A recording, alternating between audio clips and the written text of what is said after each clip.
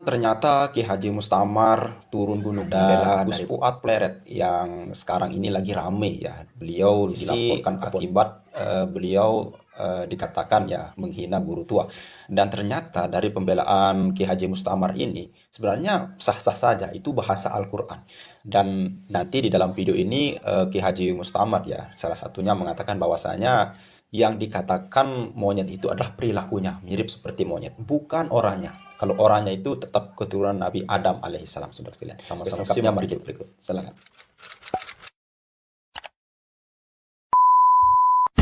Organisasi. Nah, itu. Masya Allah, kok penuh masalah ini piye. Repot juga ketika di atas itu orang yang nggak jeli tentang penggunaan bahasa, makna bahasa.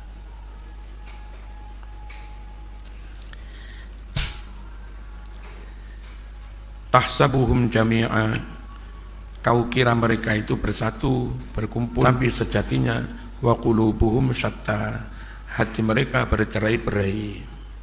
Wasaru kama qila, jadilah umat yang bercerai-berai itu seperti yang dikatakan dalam pepatah. Jadi apa?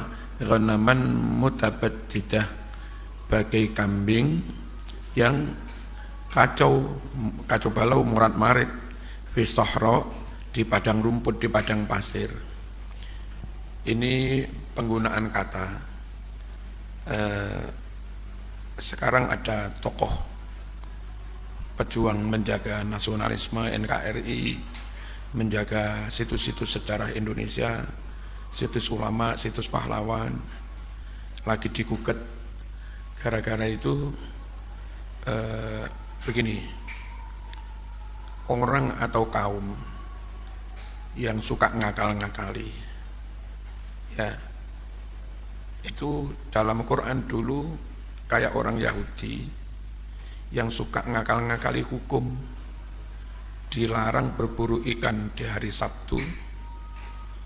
Mereka memang tidak berburu ikan di hari Sabtu karena Sabat Sabtuan, ibadah mereka Sabtu. Tapi mereka Jum'ah itu masang perangkap ikan di laut apa di sungai. Sabtu mereka ibadah, Ahad mereka ambil. Nah, intinya kalau menurut Quran kan, kalau di hari Sabtu ikan itu banyak. Terus untuk menguji keimanan mereka, Allah perintahkan ibadahnya hari Sabtu. Akhirnya supaya tetap bisa menangkap ikan di hari Sabtu, Jum'ah perangkap ikan jaring sudah dipasang, Sabtu ikan pada nyangkut di jaring, Ahad mereka ngambil. Dengan begitu secara zahir mereka enggak mengambil ikan di hari Sabtu. Secara zahir enggak menyalahi hukum. Tapi ketika mereka ibadah di sinagog hari Sabtu itu, hatinya kelingan jaring yang ada di sungai tadi, oleh para yalangun itu. Jasadnya di tempat ibadah, hatinya di sungai, di tempat jaring itu. Nah, dahulu orang yang suka ngakal-ngakali begitu. Kalau sekarang suka memalsukan situs sejarah makam, ya. Dulu kepada mereka Allah mensabdo jadi bedes, jadi monyet, kunu qiradatan khasiin. Nah, sebetulnya sebatas ngomong itu tentu juga enggak apa-apa. Enggak ada pihak yang perlu merasa dilecehkan. Karena memang Quran nyata menyebut orang Yahudi itu kayak monyet yang suka ngakal-ngakali. Nah, terus apa salah kalau sekarang atau kapanpun ada kaum, ada orang suka ngakal-ngakali juga, lalu diserupakan kayak orang Yahudi. Yang ini diserupakan kayak kambing.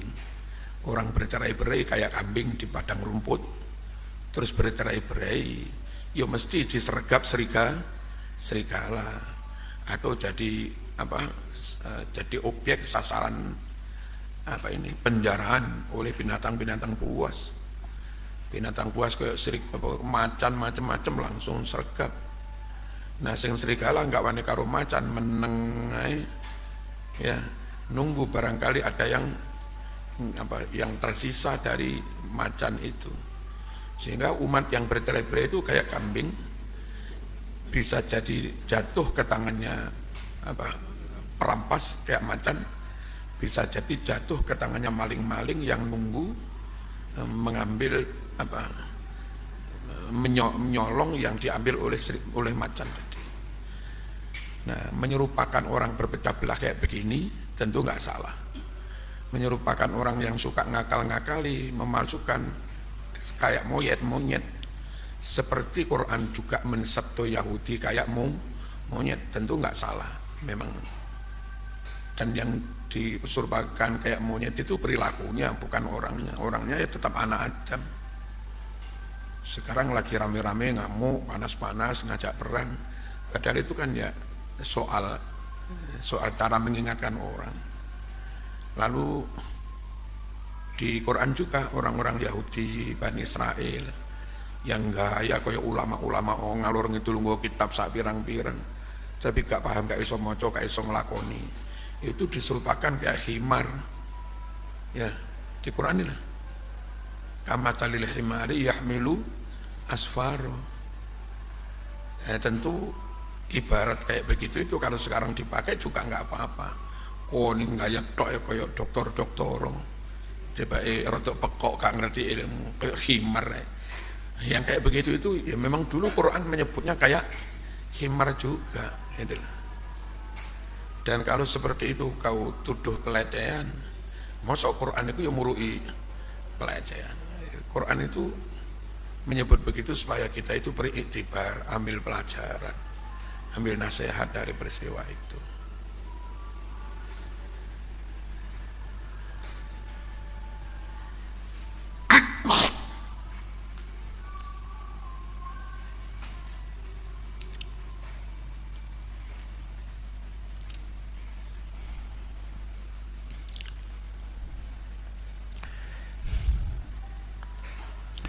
Bismillahirrahmanirrahim.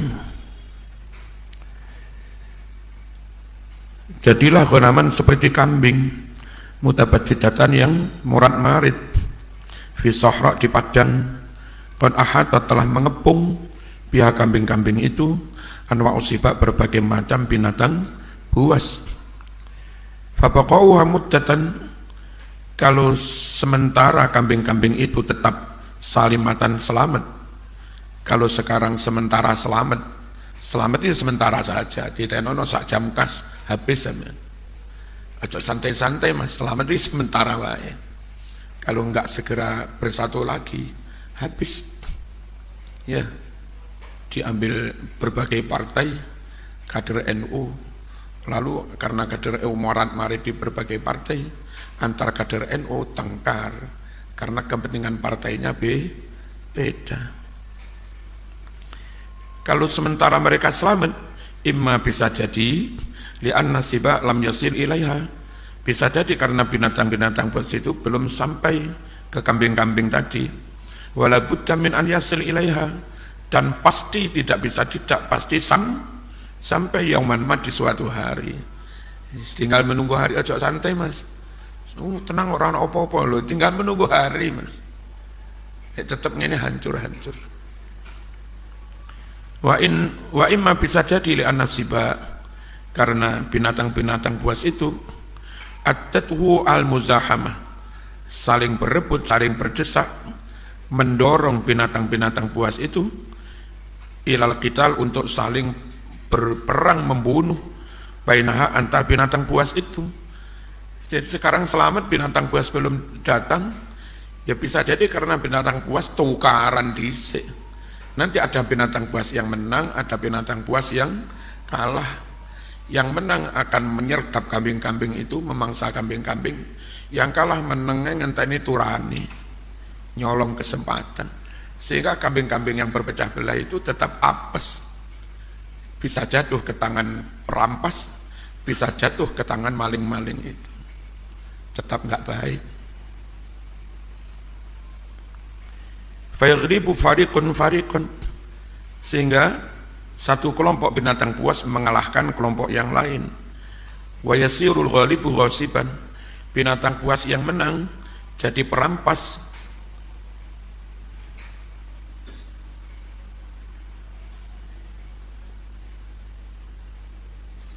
Wal maghlubu sariqan, binatang buas yang kalah menjadi pencuri. Terus gimana posisi kambing? Fataqaul ghanam baina ghasibin wasariq. Ya.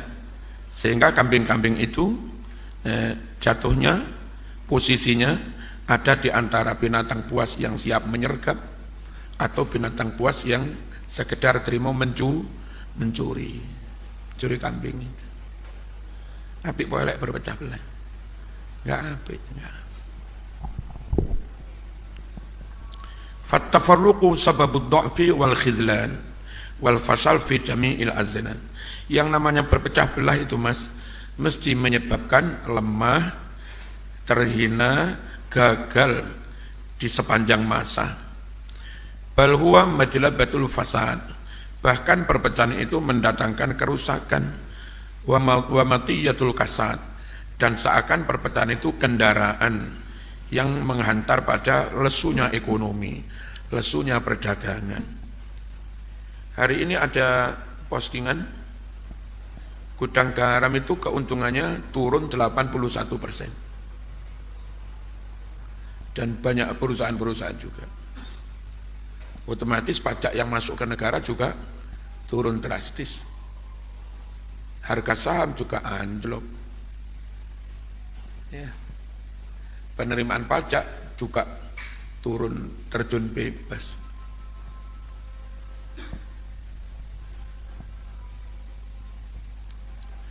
Ini harga atau risiko yang harus dibayar. Keinginan bangsa dipimpin Pak Prabowo untuk benar-benar kepingin berdaulat oleh Indonesia sendiri.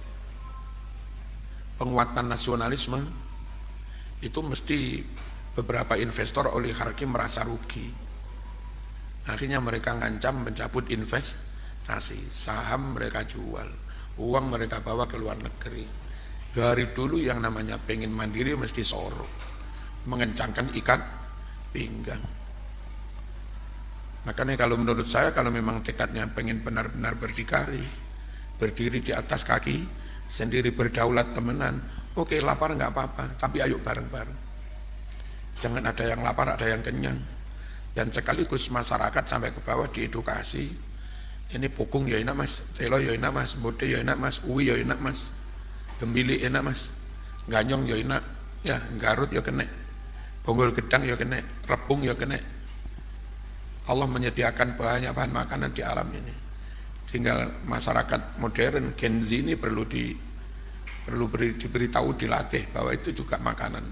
Yang dulu kita nenek moyang kita hidup ya dari makan yang kayak begitu-begitu, gadung ya enak. Ya.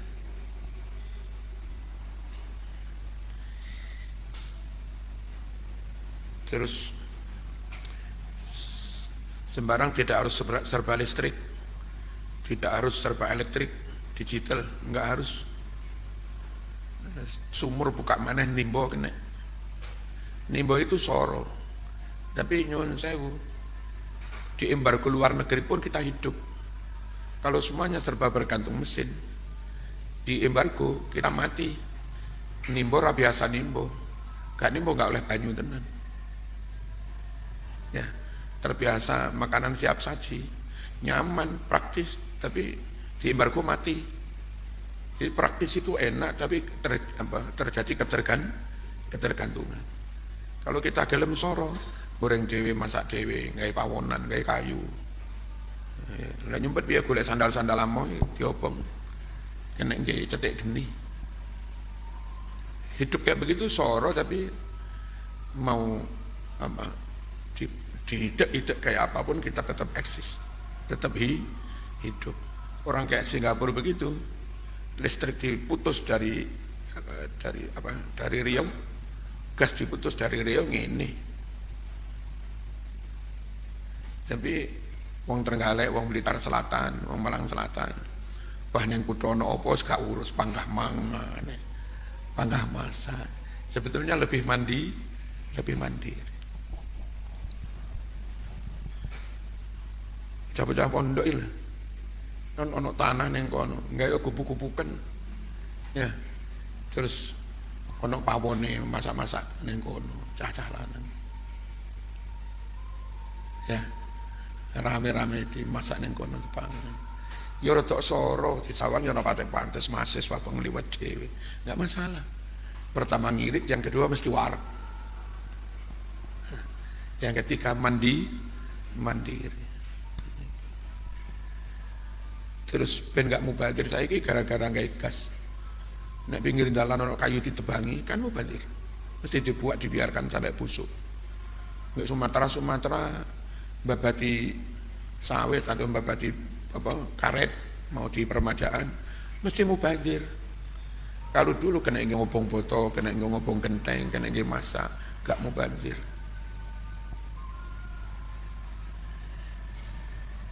Menumbil mandiri bil. Malang Selatan kayak sonimbo lah, gaya. Nimbo limang timbo tangannya melecet ada, gaya kayak wong kutho.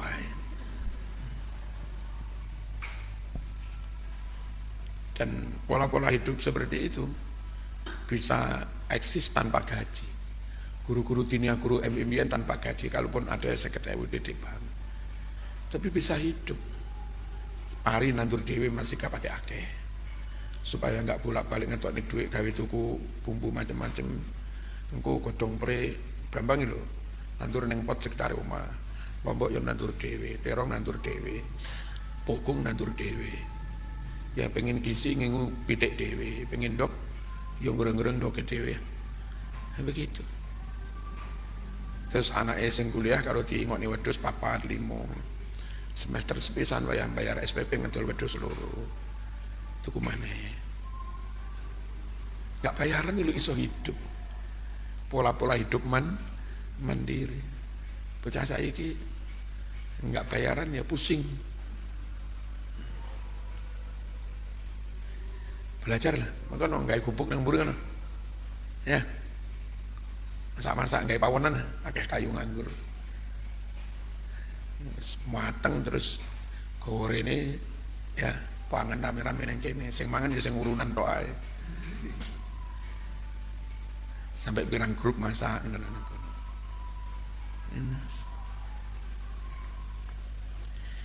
Mari dikurai meneh masak ron maneh. Angkut sepeda hari ini.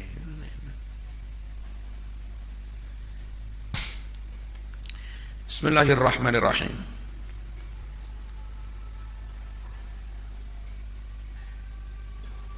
Wada'iyatul kharab. Perpecahan menjadi pendorong adanya kerusakan. Wadamar kehancuran. Wadahiyatul ar wasyatar. Bencana aib wasyatar ya aib. Itu perpecahan. Yang tempo hari karena situasi seperti ini kan akhirnya keuangan organisasi juga sulit karena kurang kompak seperti itu. Terus pas acara dengan presiden ada Muhammadiyah, ada macam-macam tokoh kita yang sangat-sangat kita hormati, tahu-tahu dawuh di depan umum. Ini Pak Presiden, ini bendara umum kami. Ya anulah, kalau ada anulah. Wah, minta di depan umum, Mas. Malu kan? Malu. Dulu-dulu nggak pernah ada begitu. Jangankan sampai PPPW saya nggak pernah kayak begitu. Jadi bahwa kita minta dilihat didengar Muhammadiyah, bahwa kita minta didengar oleh LDII, oleh PKS, oleh pastor-pastor. Yang gereja nggak pernah melakukan itu, Muhammadiyah juga nggak pernah melakukan. Malu Bang? Malu. Dahiyatul ar wasyatar.